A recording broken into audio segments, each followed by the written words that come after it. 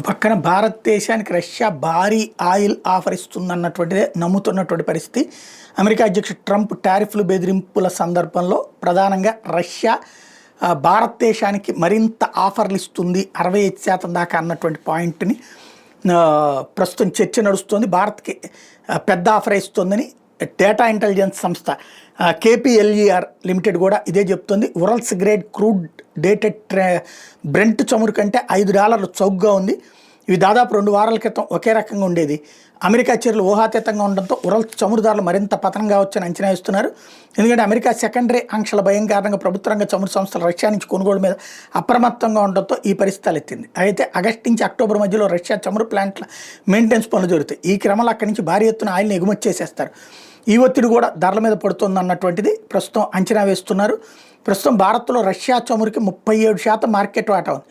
వాస్తవంగా ఇదివరకు 0.2% ఈ గొడవకు ముందు. దీన్ని ఒక్కసారిగా తగ్గించుకోవాలంటే భారీగా మూల్యం చెల్లించుకోవాల్సి ఉంటుంది. ప్రస్తుతం చమురు సంస్థలు కూడా రష్యా నుంచి కొనుగోలు నిలిపేసే అంశాన్ని ఆలోచిస్తున్నాయి. అయితే ప్రైవేట్ సంస్థలు కొనుగోలు కొనసాగిస్తున్నాయి. మరోవైపు అమెరికా నుంచి చమురు కొనుగోలు మే నుంచి మాత్రం రోజుకి 2,25,000 పేపాలకు చేరినాయి. ఏడాది ప్రారంభంతో పోలిస్తే ఇవి రెట్టింపైనాయి.